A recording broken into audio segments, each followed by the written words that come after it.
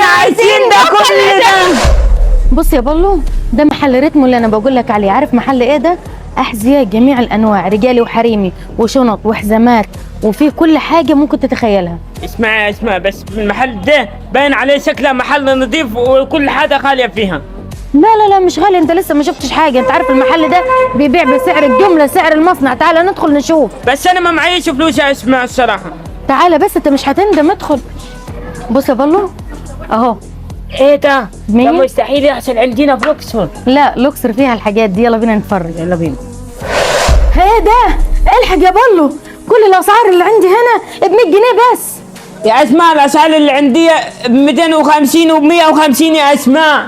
والله مالك؟ اسم الله عليك، ما تخاف. ما فيش حاجه. تعالى وطي كده. بص عودت في ايه؟ وطي في الارض بس واقرا الاسعار عندك تحت وشوف. ب 100 جنيه بس برضه. ب 100 جنيه انا اروح